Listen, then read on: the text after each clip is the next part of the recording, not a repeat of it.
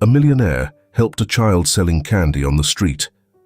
When he goes to the hospital to visit the kid's mother, she opens her eyes wide and exclaims, "The sun hung high over Houston's bustling downtown, beating down on the pavement with an unrelenting intensity that made the air shimmer like rippling glass." Michael stood on the corner of Main and McKinney, clutching a small tattered basket filled with neatly wrapped candy. His sneakers, frayed at the edges and visibly worn, barely shielded his feet from the heat rising from the concrete.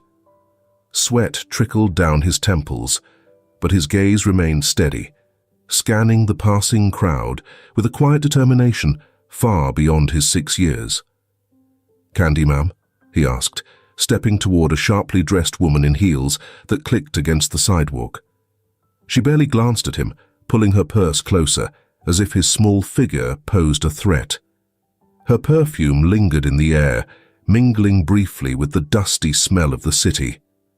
Michael let her go without another word, his tiny shoulders straightening as he turned back to the throng of people brushing past him. Around him, Houston moved with its usual rhythm, businessmen checking their watches, tourists pointing at skyscrapers, and street vendors shouting over the cacophony of car horns and distant construction. Nobody paused for the boy with the basket.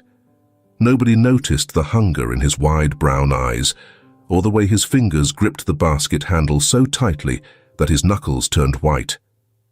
"Please, sir, just $1, Michael said to an older man in a suit, holding up a wrapped peppermint. The man waved him off without breaking stride, his cell phone pressed to his ear. Michael watched him disappear into the crowd, his outstretched hand slowly falling back to his side. The basket felt heavier than ever. He adjusted it with a sigh and sat down on the edge of the curb, careful to keep his legs tucked under him so he wouldn't trip anyone. The streets of Houston had little patience for hesitation, especially from someone like him. A child, too small to be selling. Too young to be burdened with this kind of responsibility. In a small apartment on the outskirts of the city, Carolyn lay on a lumpy mattress pushed against the wall. The room was dim, lit only by the slivers of sunlight seeping through the frayed curtains. A persistent cough racked her body, leaving her breathless and trembling. She pressed a hand against her chest, willing the pain to subside. The apartment smelled of damp plaster and stale air, its silence broken only by the creak of a ceiling fan that rotated lazily overhead. Carolyn turned her head toward the door, her thoughts fixating on Michael. She had begged him not to go out today, but he had insisted, his small face set in a look of determination she couldn't argue against. He had kissed her forehead before leaving, whispering, "I'll be back soon, Mama. Rest, okay?" Carolyn's chest tightened, not from illness this time, but from a deep, gnawing guilt. She had promised Michael a childhood of laughter and love, but all she had given him was a life of sacrifice and struggle. Her vision blurred as tears pricked the corners of her eyes. "Stay strong for him," she whispered to herself, her voice barely audible. Back on Main Street, Michael stood once more, his resolve hardening with every rejection. He watched as a woman handed a beggar $1, her face lit with sympathy. Yet when Michael approached her, offering a piece of chocolate in exchange for the same, she shook her head and hurried away. He didn't understand why people would give to one and not the other. Weren't they both just trying to survive? The hours dragged on, the sun dipping lower in the sky. Michael's stomach growled, but he ignored it.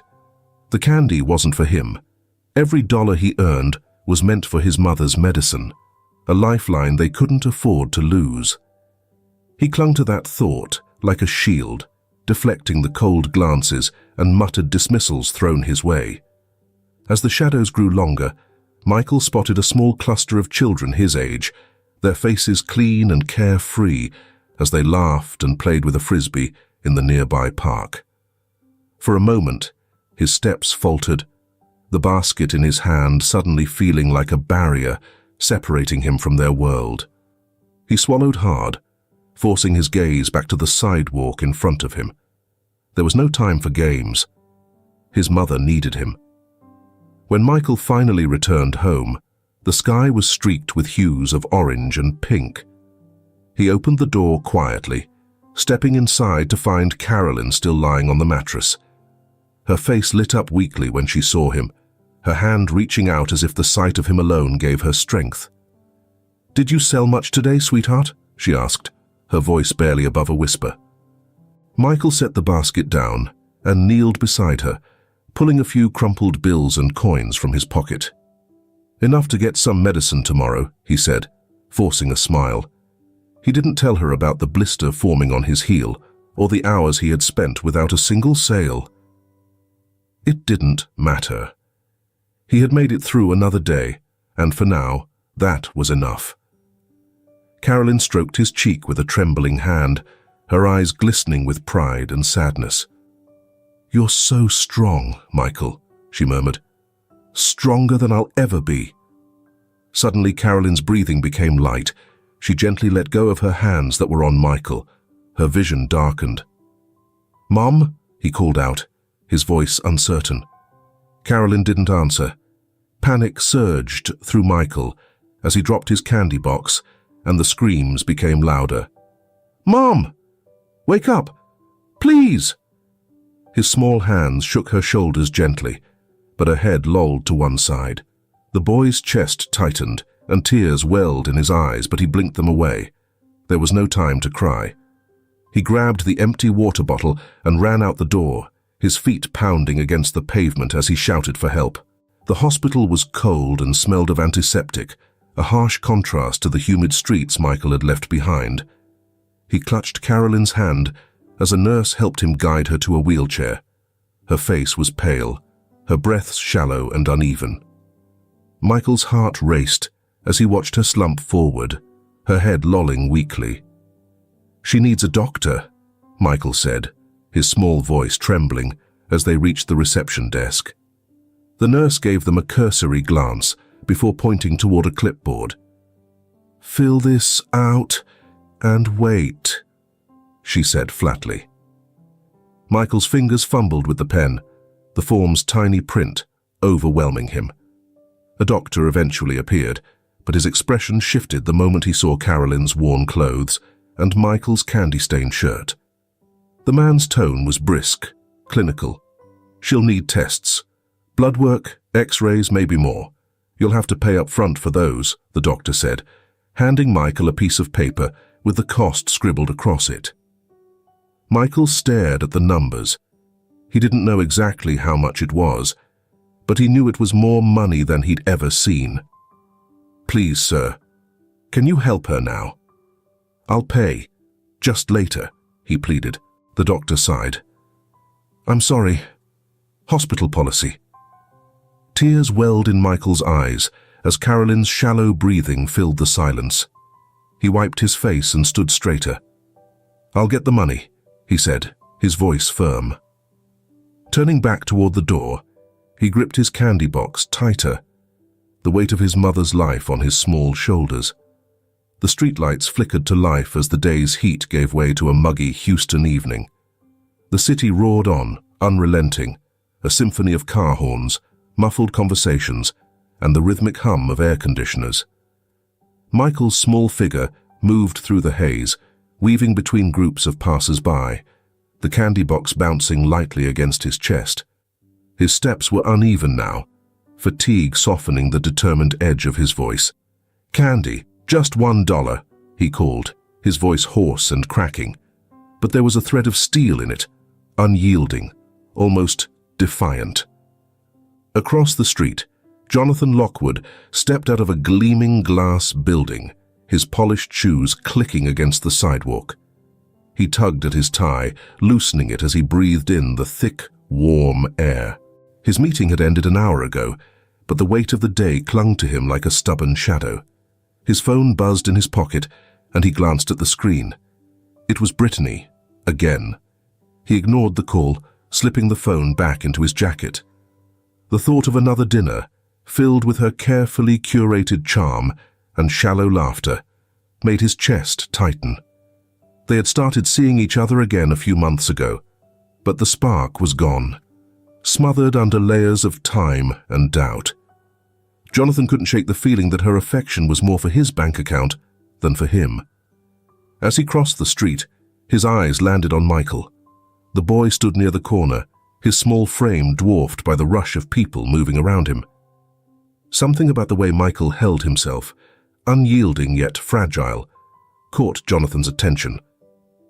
He slowed his pace, watching as Michael approached a man in a suit, holding out a candy bar. "Sir, please, it's just $1, Michael said, his voice strained but unwavering. The man didn't stop. He brushed past Michael as though he didn't exist. The boy's words drowned in the swell of the city's noise. Michael hesitated for a moment, his shoulders drooping slightly, before he straightened and moved to the next group. Jonathan found himself rooted in place, his curiosity piqued. He had seen street kids before, Houston wasn't short on them. But there was something about this one. It wasn't just the persistence. It was the desperation behind it, the rawness that came through in his voice. Without fully understanding why, Jonathan stepped closer. "Hey, kid," he called. Michael turned, his eyes wary but hopeful. "You want some candy?" he asked quickly, holding up a slightly crumpled chocolate bar. "Just $1." Jonathan studied him for a moment. The boy's face was streaked with grime, his eyes too old for someone so young. His clothes hung loose on his small frame, and his shoes, Jonathan couldn't stop noticing those shoes, were so worn they barely clung together. "What are you doing out here this late?" Jonathan asked. Michael shifted on his feet. "Selling candy?" "For what?" Michael hesitated, clutching the box tighter. "For my mum. She's sick," he said, his voice quieter now, as if saying it out loud would make it worse. Jonathan felt a strange tug in his chest, an echo of something he couldn't quite name. He glanced at his watch, then back at Michael. "Where's your mum?" "At home," Michael said quickly. Then, after a pause, "Well, not really. She's at the hospital now." Jonathan's brow furrowed. "What's wrong with her?" The boy's shoulders Brittany in a small shrug, but his eyes betrayed him. They flickered with fear, the kind that came from understanding too much too soon. "She's just sick." Jonathan hesitated. The rational part of him whispered to keep walking. This wasn't his problem, and the city was full of stories like this one. But another part, quieter but insistent, told him to stay. He didn't know why, but he wanted to know more. "All right," Jonathan said, pulling out his wallet. "I'll buy the candy, all of it." Michael's face lit up, his hands fumbling as he shoved candy bars into Jonathan's hands. "Thank you, sir. Thank you so much." Jonathan handed him the bills, then paused. "Take me to the hospital." Michael froze. "What?" "Your mom," Jonathan said, his voice softer now. "Take me to her." Michael's eyes darted around, searching for some kind of trap, but Jonathan's face was calm, his tone steady. After a long moment, Michael nodded. "Okay." As they walked, Jonathan found his mind wandering. He glanced down at the boy beside him, his tiny feet moving quickly to keep up.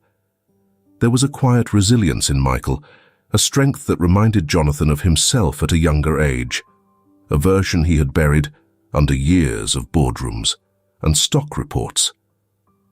The hospital loomed ahead, its fluorescent lights stark against the encroaching darkness. Jonathan's chest tightened as they approached the entrance. He didn't know what he was walking into, but a strange feeling settled over him, one he hadn't felt in years. The hospital doors hissed open, releasing a gust of sterile, chilled air that prickled Michael's sweat-dampened skin. He tightened his grip on the candy box strapped to his neck, glancing nervously at Jonathan, who strode in beside him. Jonathan scanned the room, taking in the rows of rigid plastic chairs occupied by worn faces, the quiet murmur of a television in the corner, and the distant beeping of medical monitors. The faint smell of disinfectant mingled with the stale odor of unwashed clothes from some of the waiting patients. It was a far cry from the private clinics he was accustomed to. Michael's small voice broke the silence. "She's over there." Jonathan followed his gaze to a corner where Carolyn lay in a worn hospital bed, her face pale against the thin, grey pillow. Her frail hands gripped the sides of the blanket as if bracing herself against some unseen force. Her chest, Brittany, and fell in shallow, labored breaths. Jonathan frowned, a quiet unease settling in his stomach. Carolyn stirred as Michael approached, her eyes fluttering open. The moment her gaze landed on Jonathan, her entire body stiffened. Her lips parted as though to speak, but no words came. Fear flashed across her face, quickly replaced by disbelief. Jonathan caught the change, his brows furrowing. "Do I know you?" he asked hesitantly, his voice low but clear. Carolyn's fingers gripped the edge of the blanket tighter, her knuckles whitening. The memories surged back with startling clarity. The hotel room, the soft glow of city lights filtering through the curtains, and the man who had stumbled into her life, only to disappear the next morning. She hadn't expected to see him again, least of all here. Carolyn began, her voice hoarse and unsteady, but Michael interrupted, his tone cheerful and oblivious to the tension hanging in the air. "Mom, this is Mr. Jonathan. He bought all my candy and came to help you." Michael's words tumbled out, his pride evident. He turned to Jonathan, his wide eyes shining with gratitude. "Thank you, sir. Really." Jonathan managed a small smile, but his attention remained on Carolyn.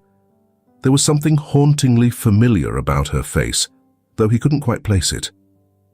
"You look familiar," he said slowly, the words more to himself than to her. Carolyn averted her gaze, her heart pounding in her chest. She couldn't decide if she felt relief or dread. "It's nothing," she said weakly, her voice barely above a whisper. "You must be mistaken." Michael, oblivious to the undercurrents of the exchange, plopped himself onto the chair beside her bed.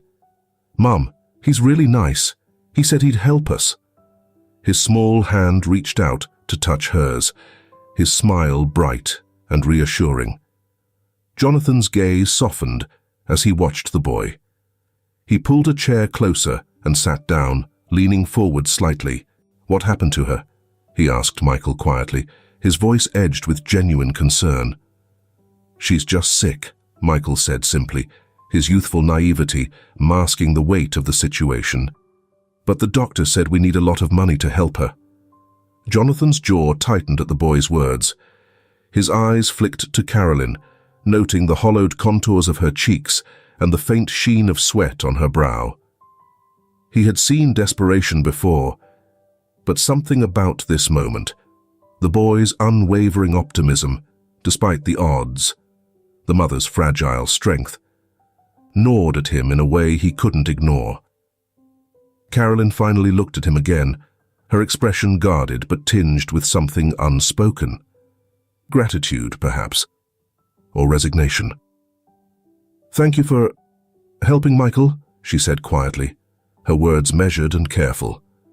Jonathan nodded, his thoughts clouded with questions he didn't yet know how to ask. "It's the least I could do," he replied, his voice steady. The conversation lulled, and the room seemed to hum with the quiet rhythm of the hospital, a distant monitor beeping, a nurse's hurried steps, the occasional murmur of voices. Jonathan glanced at Michael, who had fallen silent, his small hand still resting on Carolyn's. "I'll make sure she gets what she needs," Jonathan said finally, his tone firmer now, as if solidifying a decision he hadn't realized he was making. Carolyn's lips pressed into a thin line, her emotions a tangle of gratitude and uncertainty. She didn't know if she could trust this man, didn't know if she should. But as her eyes lingered on Michael, who sat with a quiet determination so much like her own, she realized she didn't have the luxury of choice. "Thank you," she whispered, her voice barely audible. It wasn't enough, but it was all she could manage. Jonathan stood, the chair scraping softly against the floor. "I'll talk to the doctors," he said, glancing back at Michael. "Stay with your mom." As he walked toward the nurse's station, Carolyn watched him go, her mind racing. The weight of the past pressed heavily on her chest, mingling with the uncertainty of what the future might hold. Michael shifted in his seat, leaning closer to her. "It's going to be okay, Mom," he said softly. His voice, tiny, yet so full of hope, was the only thing keeping her grounded in that moment. Carolyn reached out weakly to touch his cheek, her hand trembling. "I hope so, sweetheart," she murmured. "I really hope so." The hospital room faded into the recesses of Carolyn's mind as memories surged forward, unbidden but relentless. She closed her eyes, the quiet hum of the monitors blending into the whispers of a life that felt like it belonged to someone else. A younger, more hopeful version of herself. It was 6 years ago, on a rainy Houston evening, when she first met Jonathan. She had been working the night shift at the downtown hotel, her feet aching after hours on her feet. The lobby had been quiet except for the occasional click of heels on the marble floor or the rustle of newspapers from guests lounging in leather chairs. Then he appeared, stumbling through the revolving doors, his suit slightly rumpled, and his tie loosened as though it had been strangling him all day. Carolyn remembered the way he looked, tired, vulnerable, yet carrying an air of dignity that even his disheveled state couldn't diminish. He had mumbled something about a room, his words slurring slightly, and she had guided him gently to the reception desk. There was an ache in his eyes, one that mirrored her own, though she had no idea then what had driven him to drown himself in alcohol. "Rough night?" she had asked softly, more out of politeness than curiosity. He had glanced at her, his gaze lingering longer than necessary. "You could say that," he had replied, his voice tinged with a weariness that struck her deeply. The rest of the night was a blur of quiet exchanges, shared glances, and a connection that neither of them could explain. She had brought him water and aspirin and made sure he got to his room safely. What followed was an impulsive, fleeting moment of intimacy. Two strangers seeking solace in the chaos of their own lives. By morning, he was gone, leaving nothing but the faint scent of his cologne and a hollow ache in her chest. Months later, Carolyn discovered she was pregnant. The news had shaken her, but not as much as the realization that she had no way of contacting Jonathan. She didn't even know his last name. All she had were hazy memories of his face and the brief warmth of his presence. Her life quickly became a series of sacrifices. She left the hotel job. The late hours and physical demands were too taxing for her growing body. Instead, she found work at a small diner, juggling long shifts and swollen feet as she prepared for the arrival of her child. Michael was born on a cold January morning, his first cries piercing through her exhaustion like a beacon of hope. From the moment she held him, she knew she would do anything to protect him. The years that followed were hard, a relentless grind of work and worry. Carolyn took on every odd job she could find, cleaning houses, delivering newspapers, even mending clothes for neighbors. The pay was meager, but it was enough to keep the lights on and food on the table. Michael grew up knowing the taste of sacrifice, though she did her best to shield him from the worst of it. But her body bore the toll. The constant exhaustion, the skipped meals to ensure Michael had enough, the nights spent sewing by dim light, they all added up. Her health began to fail, subtle at first, a persistent cough, a weakness in her limbs. She ignored the signs, brushing off Michael's concerns with a smile that didn't quite reach her eyes. Now, lying in the hospital bed, Carolyn's chest tightened. Not from illness, but from the sight of Jonathan standing there. She couldn't reconcile the man in the polished suit, speaking with authority to the nurses, with the broken stranger she had met all those years ago. He didn't remember her. That much was clear. And maybe it was better that way. Her thoughts swirled with doubts. Should she tell him the truth? What if he rejected Michael and refused to believe her? The idea of watching her son's hopeful smile fade was more than she could bear. But then, what if she didn't tell him?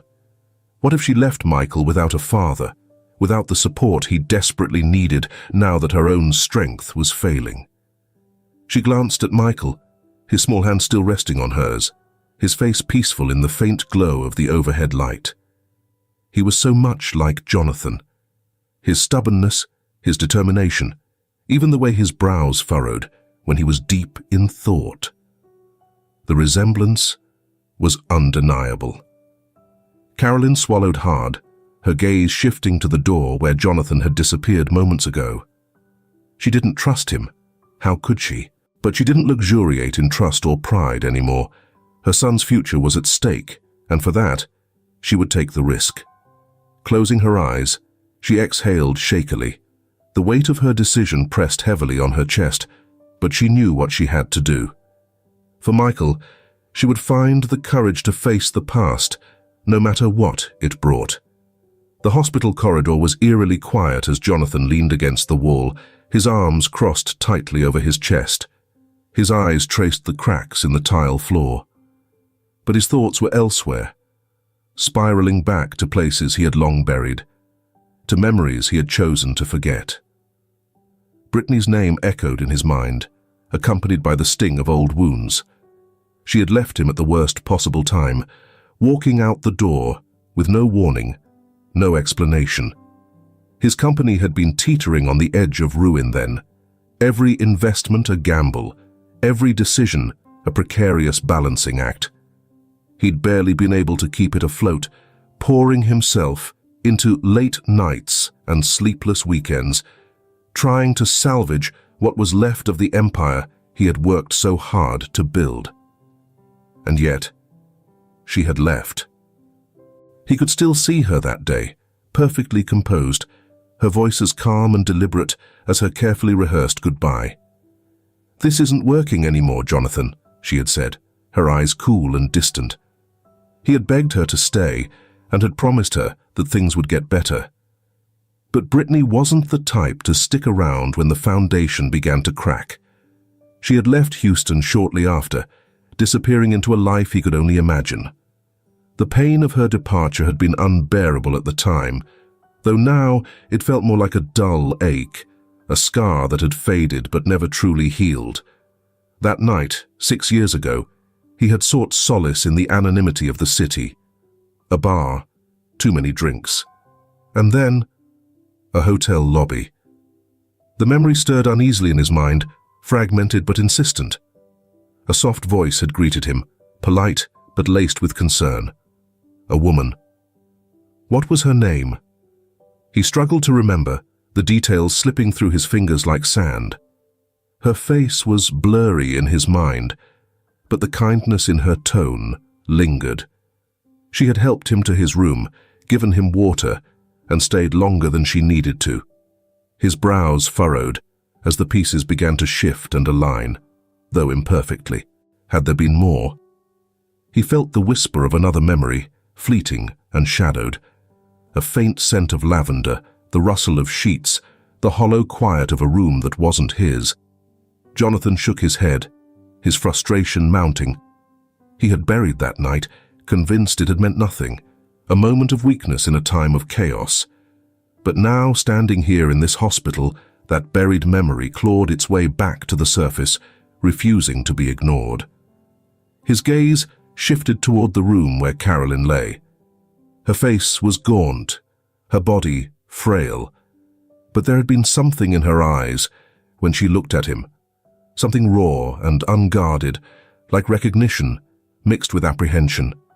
It unsettled him.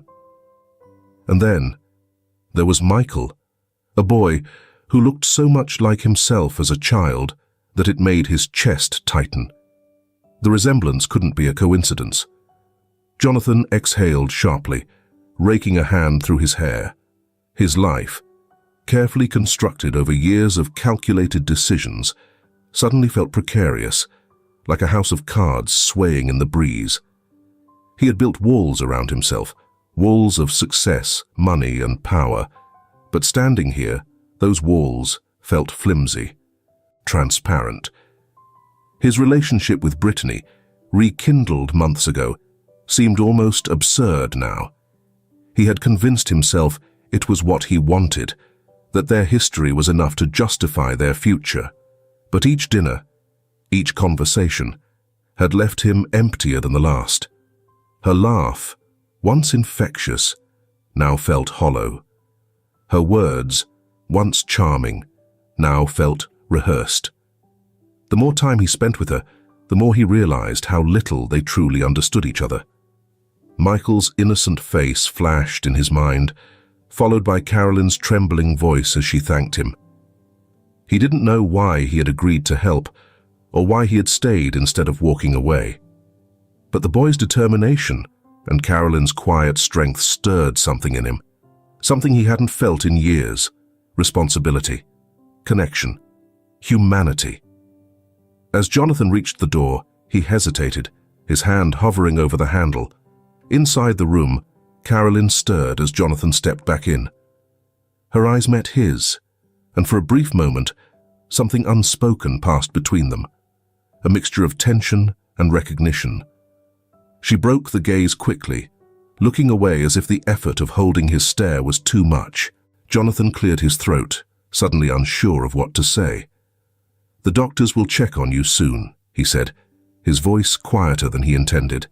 He glanced at Michael, who was still sitting by her side, his small hand resting protectively on hers. Carolyn's lips pressed into a thin line and she nodded. "Thank you," she said softly, though her tone was guarded, almost cautious. Jonathan sat in the chair beside Michael, his thoughts swirling. He wanted to ask Carolyn if they had met before, and wanted to know why she looked at him with such a strange mix of fear and familiarity. But the words caught in his throat. Instead, he looked at Michael. "How long have you been selling candy?" he asked. Michael perked up at the question, his youthful energy breaking through the somber atmosphere. "A few weeks," he said proudly. "Mom needed medicine, so I thought I could help." Jonathan nodded slowly, his chest tightening. He had once prided himself on his ability to read people, to see their motivations and ambitions. But this boy was different. His selflessness, his quiet strength. It was disarming. Jonathan looked at Carolyn again. She was watching Michael, her expression softening in a way that made him feel like an intruder. The realization hit him like a slow tide creeping in. This woman and her son, they weren't just strangers in need of help. They were forcing him to confront parts of himself he had long buried, his failures, his regrets, and the hollow space where something meaningful should have been. Dear friends who are listening to this story, do you have a small family of your own? If you do, please leave a comment. Family. If not, please write love. We will continue to listen.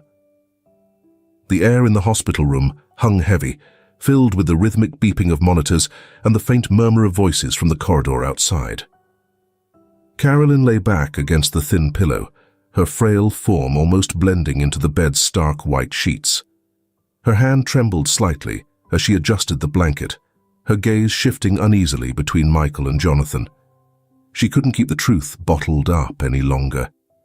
It had gnawed at her from the moment she saw him walk through that door. But the words wouldn't come easily. They caught in her throat, burdened by fear and doubt. "Michael," she began softly, her voice strained. "Sweetheart, could you step out for a moment? I need to speak with Mr. Jonathan." Michael tilted his head, confused, but he nodded obediently. "Okay, Mum." He hopped off the chair, his small frame dwarfed by the heavy hospital door as he pushed it open and slipped into the hallway.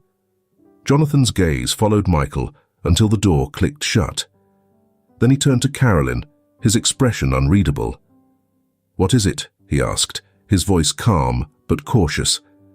Carolyn exhaled shakily, her hands clutching the blanket as though it were the only thing anchoring her. I need to tell you something," she said, her voice barely above a whisper. "About Michael." Jonathan frowned, leaning forward slightly. "What about him?" Her lips trembled, and she closed her eyes, summoning the courage to continue. He's your son." The words hung in the air, sharp and unrelenting. Jonathan froze, his mind scrambling to process what he had just heard. "What?" he said, his tone edged with disbelief. Carolyn opened her eyes, her gaze steady now, despite the vulnerability etched across her face. "That night, 6 years ago, at the hotel, I didn't know how to find you afterward, and when I found out I was pregnant, you were already gone. I raised him alone."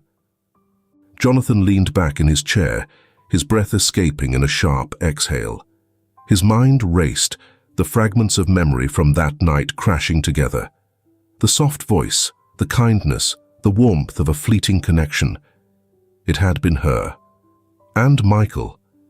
The resemblance he had brushed off earlier now felt glaringly obvious. "Are you sure?" he asked, his voice low and strained. "I mean, are you sure he's mine?" Carolyn flinched slightly at the question, but she nodded. "Yes," she said firmly. "I wouldn't be telling you this if I wasn't sure."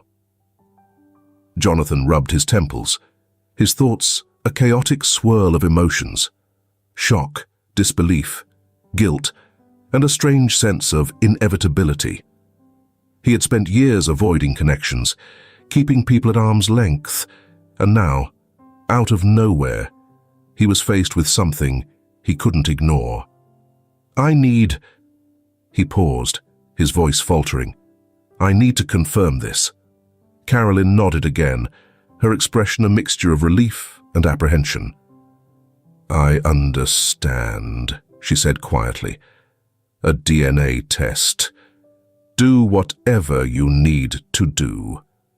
Jonathan stood abruptly, pacing the small room. His polished shoes clicked against the linoleum floor, a stark contrast to the stillness that had settled over Carolyn. He felt as though the walls were closing in, the weight of the revelation pressing down on him.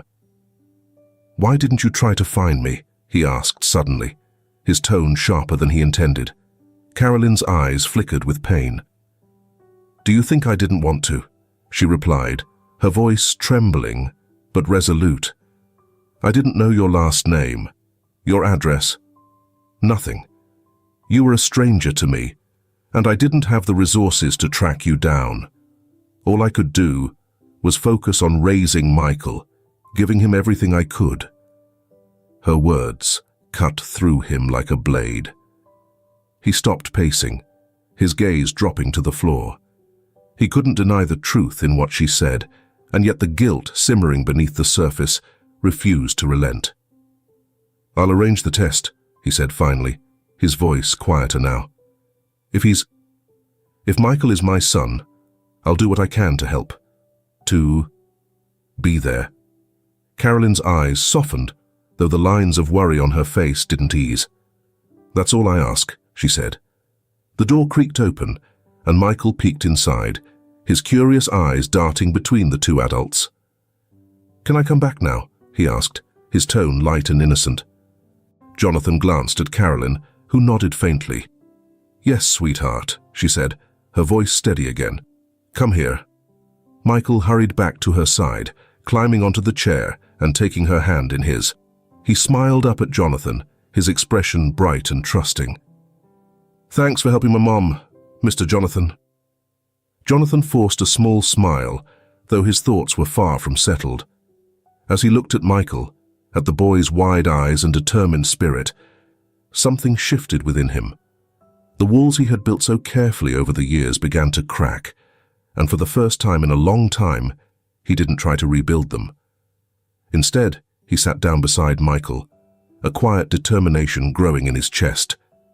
Whatever the test revealed, he couldn't turn away now. The sterile smell of the hospital seemed sharper as Jonathan sat in the waiting room, staring at the envelope in his hands. The words, "DNA test results," printed on the front, felt almost mocking in their simplicity. He had requested the test with calm determination, but now, holding the answer, he hesitated. His fingers brushed the edges of the envelope, but he didn't open it. The weight of the moment pressed heavily on him. Memories of Michael's determined smile and Carolyn's frail voice haunted him, interwoven with the chaos of his thoughts. He wanted to be ready for whatever was inside, but part of him feared what it might change, or confirm. A nurse passed by, her hurried footsteps echoing in the corridor. The distant sound of a baby crying seemed to snap him back into focus. He exhaled deeply, unfolding the envelope with careful hands, as if rushing might alter the truth inside. The results were undeniable. Michael was his son. Jonathan leaned back in the stiff chair, the air rushing from his lungs as though he had been punched. Relief, disbelief, and guilt swirled inside him, each emotion vying for dominance. His thoughts turned to Michael's short life so far, a life Jonathan hadn't been there to support, a life Carolyn had carried alone. He stood abruptly, clutching the papers as he made his way back to Carolyn's room.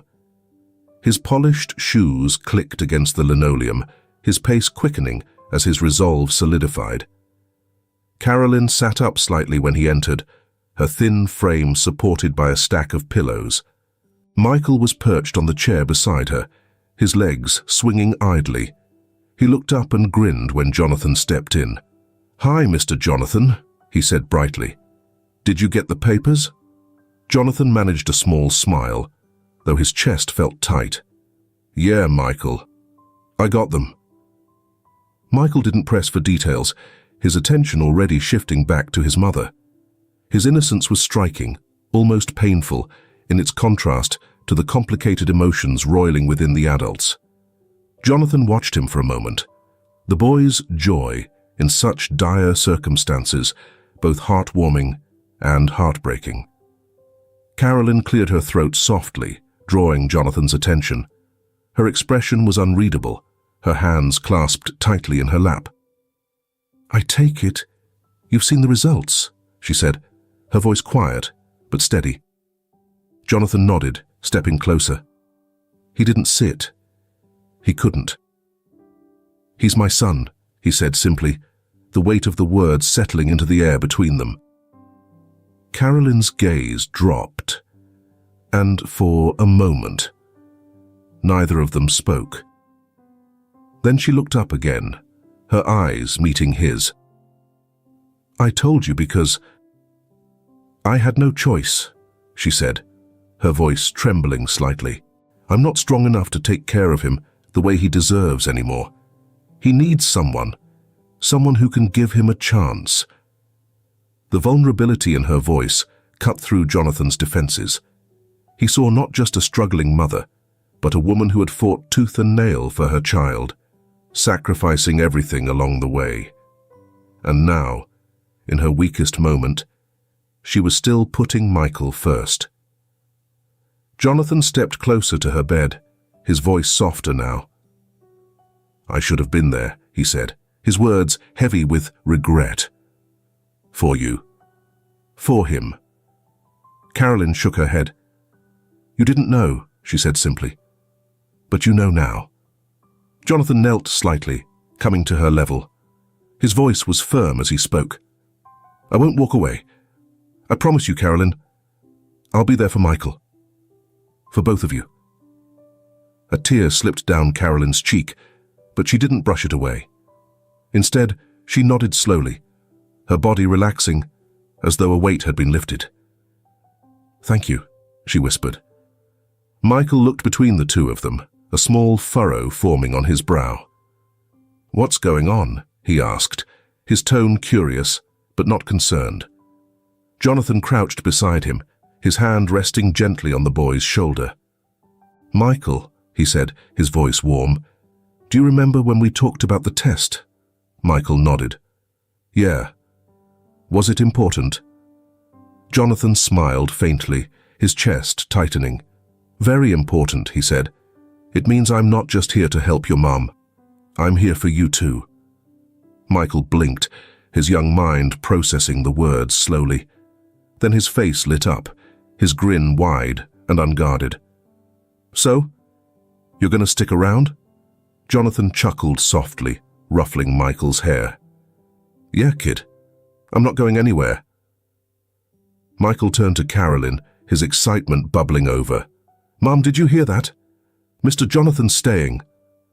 Carolyn smiled weakly, her eyes glistening as she reached for Michael's hand. "I heard, sweetheart," she said softly. "He's staying." Jonathan stood, his gaze shifting between Carolyn and Michael. The road ahead wouldn't be easy. He knew that much, but for the first time in years, he felt a sense of clarity, a purpose that went beyond boardrooms and bank accounts. As he looked at the small family before him, he made a silent vow to rebuild what had been lost, to protect what had been found, and to be the father Michael deserved. The sleek sound of Jonathan's car pulling into his driveway was always a signal for Brittany. Tonight was no different. She sipped her wine by the living room window, her sharp eyes narrowing as he stepped out, his shoulders heavier than usual. Over the past few weeks, Jonathan had become distant, his once consistent charm replaced with something unspoken and unyielding. Brittany didn't have to wait long to find out why. The envelope labeled DNA test results in his hand had said enough. Jonathan hadn't intended to share the truth with Brittany, but her persistence left him cornered. "It's complicated," he said, his voice tight, hoping to deflect her questions as they sat across from each other in his spacious dining room. Brittany tilted her head, her lips curving into a smile that didn't reach her eyes. "Complicated," she echoed. "Come on, Jonathan, you can tell me. We're supposed to be rebuilding trust, aren't we?" His jaw tightened. He hated when she turned his words against him. "Fine," he muttered, tossing the DNA test results onto the table between them. "That's my son." For a moment, Brittany's expression froze, her perfectly arched eyebrows rising slightly. Then she laughed, a light, incredulous sound. "Your son? Jonathan, really? Are you sure? This doesn't sound like you." "I'm sure," Jonathan said firmly, the edge in his voice wiping away her feigned amusement. "His name is Michael, and he needs me. His mother, she's not well." Brittany's fingers curled around her wine glass, her knuckles whitening. "And what about us?" she asked, her voice dropping. "You've barely been here, Jonathan. You've been running around playing savior for some woman and her kid, and now I'm just supposed to... What? Sit and smile? It's not about you, Brittany," Jonathan snapped. "This is my responsibility. My son." Her lips tightened into a thin line, but she forced a smile. "Of course, Jonathan. I understand," she said sweetly, the venom beneath her words barely hidden. "You're doing the noble thing." Jonathan didn't respond. He stood abruptly, his chair scraping against the floor. "I need some air," he muttered, walking toward the door. Brittany watched him leave, the smile slipping from her face as her grip on the glass tightened. Her mind raced, jealousy and fear twisting into something darker. Jonathan was slipping through her fingers, and she wasn't about to let that happen. The next morning, Brittany made a call. Dr. Stephen, a renowned but morally flexible physician, answered on the second ring. "Brittany," he greeted smoothly. "To what do I owe the pleasure?" "I need your help," she said, her voice calm and controlled. It's about a patient, a woman named Carolyn. Stephen's interest piqued. Go on. She's under your care at the hospital, Brittany continued. I need you to adjust her treatment. Nothing too drastic, just something that might delay her recovery. There was a brief pause on the other end. Brittany, you know this isn't my first time dealing with unconventional requests, Stephen said. But tampering with someone's care, that's risky. I'll make it worth your while, Brittany said, her tone sharp. And it's not as if we're talking about life-threatening measures, just enough to give me time to ensure certain things fall into place. Stephen sighed, the sound laced with reluctant agreement. Fine, but it won't come cheap. It never does, Brittany replied, her lips curving into a smirk. I'll wire the funds today. Over the next few days, Jonathan began noticing subtle changes in Carolyn's condition. Her energy, which had seemed to improve slightly, began to wane. She grew weaker, her coughing fits more frequent. At first, he chalked it up to the stress of their situation, but as time went on, a nagging suspicion crept into his mind. One evening, he cornered Dr. Stephen after a routine check-in. Why isn't Carolyn improving? He asked, his tone sharp. Her symptoms should be stabilizing by now. Stephen adjusted his glasses, his face betraying nothing. Her condition is complicated, he said smoothly. These things take time. Jonathan frowned. You're sure nothing's been missed? No errors in her treatment? I assure you, Mr. Lockwood, everything is being handled appropriately, Stephen replied, his voice steady. But the brief flicker in his gaze didn't escape Jonathan's notice. As Jonathan walked back to Carolyn's room, unease gnawed at him. He couldn't shake the feeling that something wasn't right. Carolyn deserved better than vague reassurances and complacent care. Michael met him at the door, his small face lighting up as he saw Jonathan. Mom's resting, he said quietly. She was coughing a lot earlier, but she said not to worry. Jonathan forced a smile, placing a reassuring hand on the boy's shoulder. We'll figure it out, Michael, he said. I promise. But as he looked past the boy to Carolyn's fragile form on the bed, his resolve hardened. Whatever was happening, he would find out. And he wouldn't let anyone jeopardize their chance at a future. Not Brittany. Not Stephen. No one. Carolyn's condition showed no signs of improvement. Her once rare coughing fits became frequent, racking her frail body with exhaustion. Jonathan watched helplessly as Michael's hopeful smile faltered more often, replaced by a worried crease on his young brow. The doctor's reassurances felt hollow to Jonathan. Every update was the same. Her recovery will take time. But time wasn't on their side, and something about the vague explanations gnawed at him. Jonathan decided to trust his instincts. Late one evening, after Michael had fallen asleep beside Carolyn's bed, Jonathan quietly slipped out of the room. He sought out a nurse who had been attentive to Carolyn's care, catching her in the hallway. Can we talk? He asked, his tone low but firm. The nurse hesitated but nodded, leading him to a quiet corner. What's wrong, Mr. Lockwood? I need to know everything about Carolyn's treatment. Every medication, every test result, Jonathan said, his voice steely. And I need honesty. The nurse shifted uneasily. Dr. Stephen oversees her care. You'd have to ask him. I'm asking you, Jonathan interrupted, his gaze unyielding. She hesitated again, then leaned in. Between us, some of her treatments seem unusual. I've worked with Dr. Stephen for years, and this doesn't feel right. Jonathan's jaw tightened. He thanked her quietly and walked away, his mind racing. He knew now that his suspicions weren't unfounded. Carolyn's worsening condition wasn't natural. It was orchestrated, and he was going to uncover who was behind it. One more time, Jonathan had cornered Stepane late in the evening, the hospital quieter than usual, with most of the day's bustle reduced to occasional footsteps echoing down the sterile corridors. Jonathan's persistence had finally worn him down. Under Jonathan's sharp gaze, Stephen hesitated, his fingers fidgeting with the corner of a clipboard before speaking. "Fine," Stephen muttered, his voice low and tight. "It was Brittany.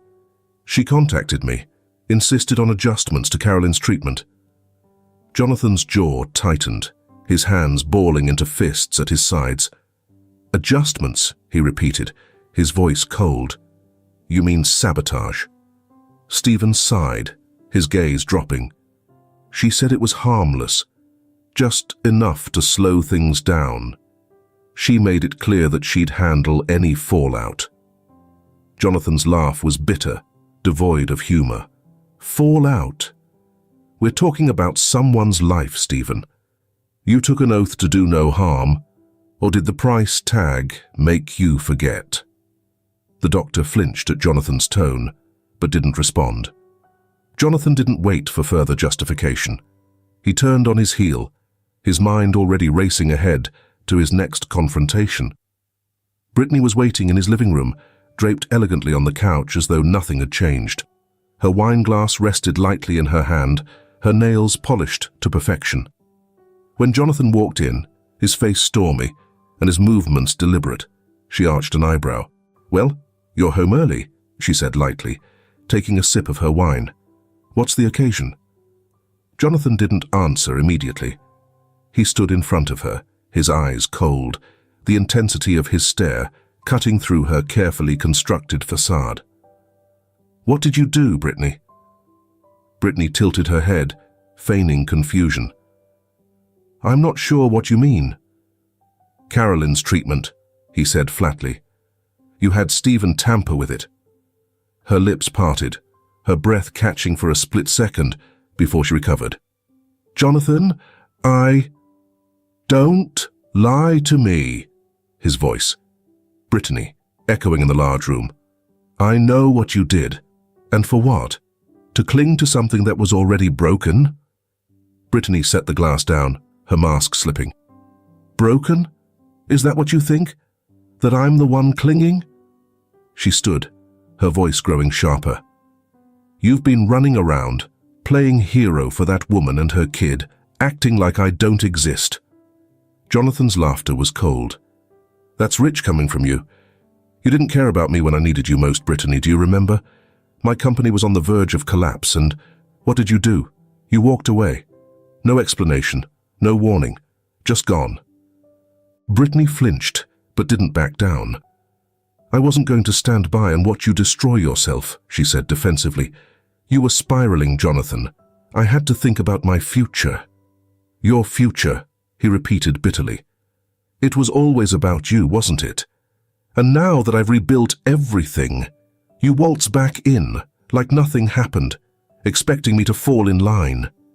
"I love you," Brittany shot back, though her voice wavered. "No," Jonathan said, his voice cold and final. "You love the idea of me, the money, the status. It was never about who I am, was it? And when I stopped being convenient, you left." Brittany's composure cracked, her face twisting with anger and desperation. "And what about her?" she spat. "You think Carolyn loves you for who you are? She's using you, Jonathan. You're her way out." Jonathan stepped closer, his voice low but firm. "Carolyn doesn't have to manipulate people to get what she wants. She's fought for everything, every step of the way. You sabotage lives to keep yourself comfortable." Brittany's shoulders slumped, her confidence draining away under the weight of his words. "Jonathan, Enough." His tone was clipped, final. "We're done, Brittany." "I'm done." Her eyes widened, her lips trembling as she reached for him. "Jonathan, please." He stepped back, his gaze hard. "Don't make this harder than it needs to be. Pack your things and leave." The silence that followed Brittany's departure was deafening. Jonathan stood by the window, staring out at the night sky, his reflection in the glass a stark reminder of how much his life had changed. His phone buzzed in his pocket, pulling him from his thoughts. It was a message from the hospital. "Carolyn's condition is stable. Michael is asking for you." Jonathan exhaled deeply, his chest tightening. He grabbed his keys and headed for the door, his thoughts focused on what mattered most now. Carolyn and Michael. The hospital room was quiet, save for the faint hum of machines and the steady rhythm of Carolyn's breathing. Sunlight filtered through the blinds, casting soft, golden rays across the bed where Carolyn rested. Her cheeks were still pale, but there was a liveliness in her eyes that hadn't been there in weeks. She managed a small smile as Michael climbed onto the chair beside her, his hand finding hers with the ease of familiarity. "Mom, you look better," Michael said, his voice full of hope. His innocent optimism brightened the room more than the sunlight ever could. Carolyn squeezed his hand weakly. "I'm trying, sweetheart," she replied, her voice still raspy but stronger than before. Jonathan stood by the window, arms crossed as he watched the exchange. Relief coursed through him. Carolyn's recovery was slow, but it was progress, and for the first time, he felt like they had turned a corner. He turned toward the bed, his gaze softening as he watched Michael lean over to show Carolyn a drawing he had made earlier. "It's us," Michael explained, holding up the colorful piece of paper. "You, me, and Mr. Jonathan." Carolyn's smile faltered slightly, and she glanced at Jonathan. He stepped closer, his movements uncharacteristically hesitant. "It's good," he said, crouching beside Michael. "You've got my hair just right." Michael grinned. "I worked hard on it." Jonathan ruffled the boy's hair gently. "I can tell." Later that evening, after Michael had fallen asleep in the armchair, Carolyn spoke quietly. "He's happier now," she said, her gaze fixed on her son. "I haven't seen him smile like that in a long time." Jonathan nodded. "He's resilient, just like his mum." Carolyn's eyes flicked to him, searching for sincerity in his words.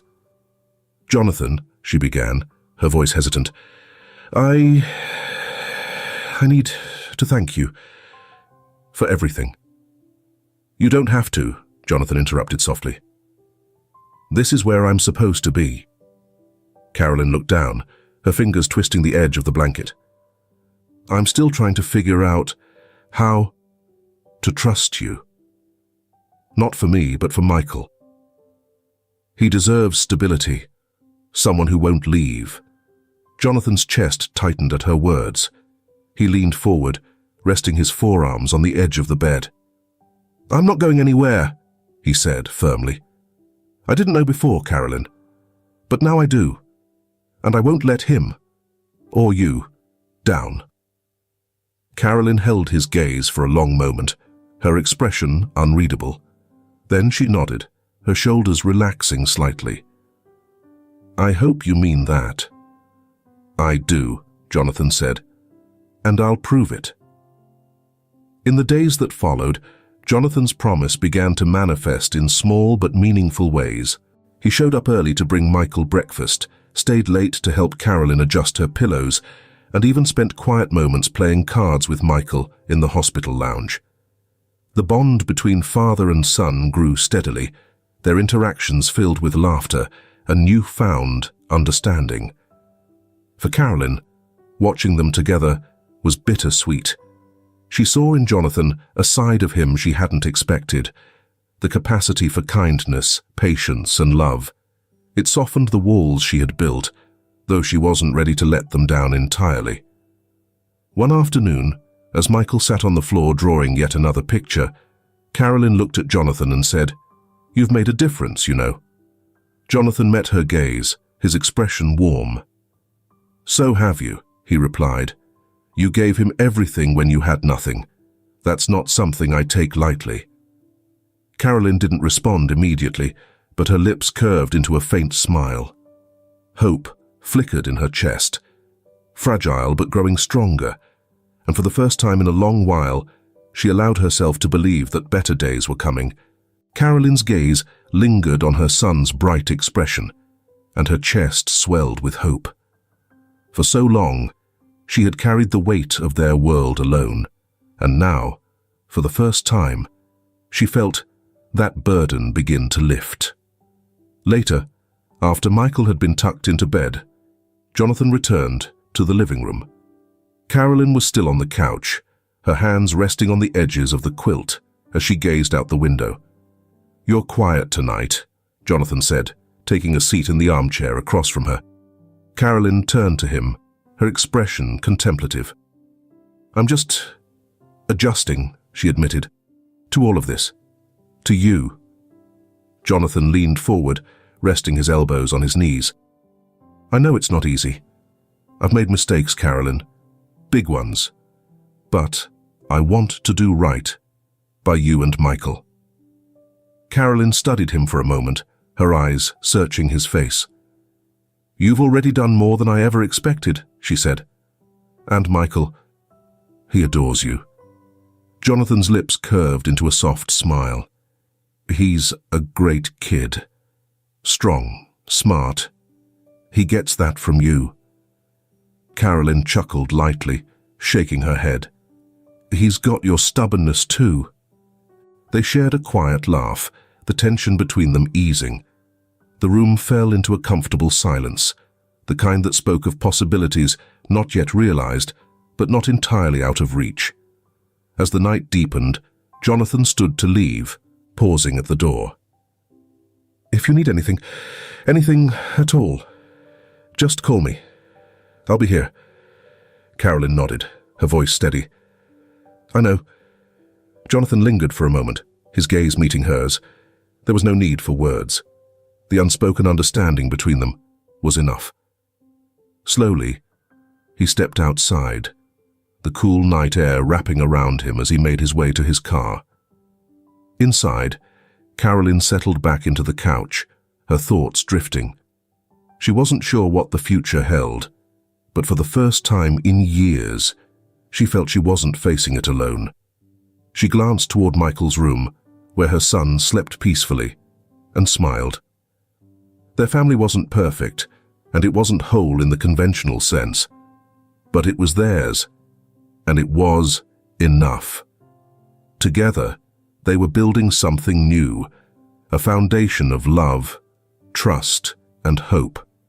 And for Carolyn, Jonathan, and Michael, it was only the beginning. If this film touches your heart, leave your mark with a like, and don't forget to subscribe to our channel to explore more meaningful stories with us. Share your feelings with us and tell us your own stories. Every word you share is a building block that helps create our strong and enduring community.